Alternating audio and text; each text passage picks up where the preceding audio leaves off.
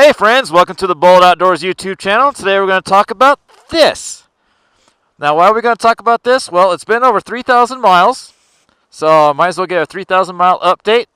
Might as well talk about the tires. I always talk about the tires, don't I? So we got the Terrabites on here, and we got snow. Lots of snow early. This is pretty early for Colorado, especially this amount of snow. The other thing I wanted to touch on is maintenance. When you start getting up there in the miles like that, you start needing to take care of a lot of things. So mainly, when we're talking about this machine and 3,000 miles, what can you expect? Well, you can expect a lot of fun, right? So one of the things you got to really keep in mind, again, going back to maintenance, is that there's going to be a lot of things that are going to start failing, wearing out, things like that. And so over the course of ownership, there's been 2.5 sets of ball joints. Now I say 2.5 because I have replaced the uppers once, the lowers twice, so however you want to do that. Currently have, what do I have in the top?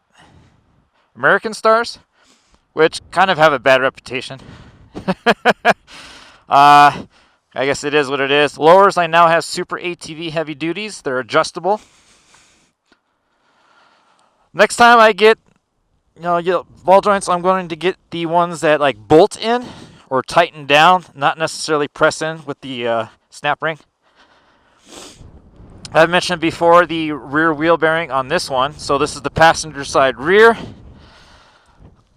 I don't remember the exact mileage when I replaced the first bearing. And I may have done that prematurely. I may not have had to do it as soon as I did. However, I did replace it. And this next time, after the last trip to Kelly Flats, it was completely shot. And I also took out the brake pads on this side. But went ahead and replaced that one. This one could possibly need replaced. It's a little bit loose. And to be honest, I could probably take the original one on that and reinstall in this one and be perfectly fine. I don't know if I'm that cheap to do it, but I might. Because as I said, I prematurely replaced it. I didn't need to do it. This side's tight, and that one also is. So these wheel bearings on these ones are perfectly fine. So they have over 3,000 miles. All good. Now the new additions. So we got some bling on the rear now. These are Super ATV boxed high clearance radius rods. Now, I originally had the Trail and Rocks edition, high clearance, lower radius rods. Super beefy. It was a solid bar. I never have measured it, but I would guess it's like 1 1/8, 1 1/4 inch diameter. It's a huge, heavy bar.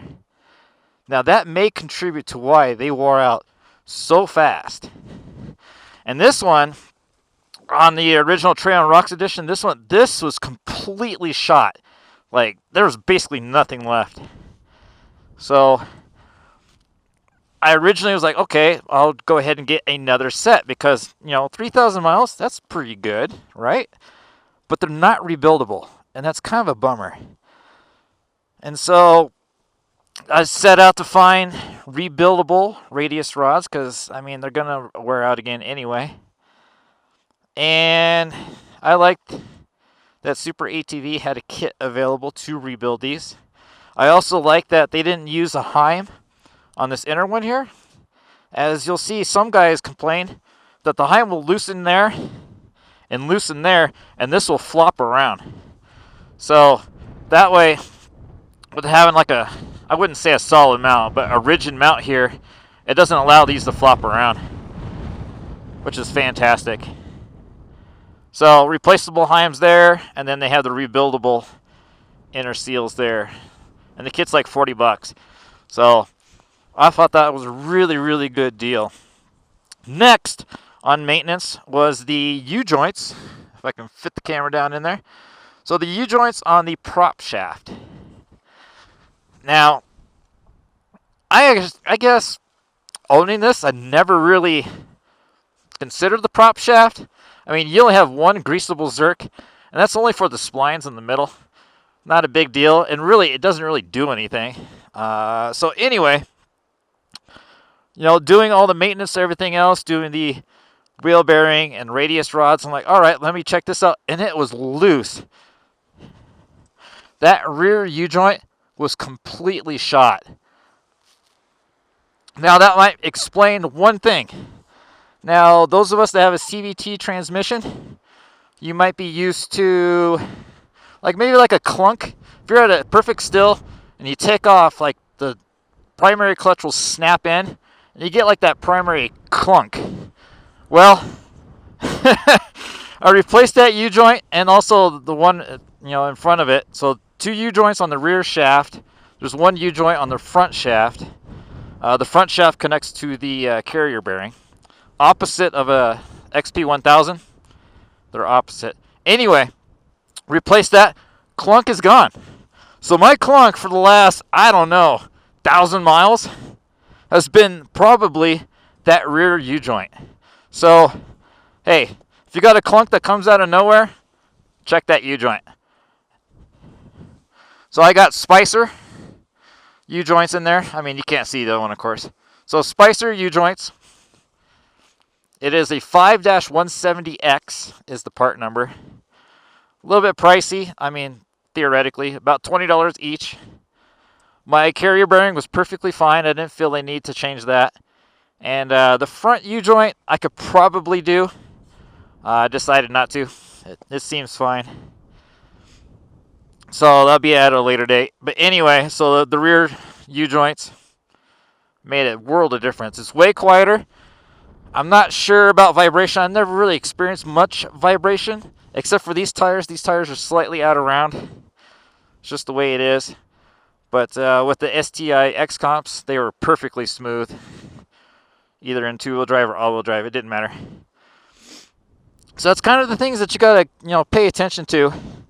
I guess that U-joint kind of caught me off guard, and it could have been a bad day on the trail if that had let go and I didn't know. Other than that, at 2,000 miles, I did the lower bushings. I have yet to do the uppers, but these still seem pretty tight, so I haven't done that yet. That'll probably be like a winter maintenance kind of item. I'll probably do the uppers. I might do the lowers again. The bushings don't cost relatively too much, you know, factory bushings. Or there's a couple aftermarket manufacturers that have some nice units. Might look into that. But other than that, man, it's a solid unit. It's just one of those things. If you're considering a RZR and you're considering a turbo, just do it. You will not regret it. Of course, the K&M fanboys and the X3 Maverick guys are like, duh. But anyway, that's just the way it is. And, you know, it's like Ford versus Chevy versus Dodge. Out here in Colorado. I can't believe it's this much snow this early. This is kind of where I wish I had the bighorns on. Yep, I still have my bighorns. Bighorns get a lot of smack, but they are fantastic. And in conditions like this, they just shred this.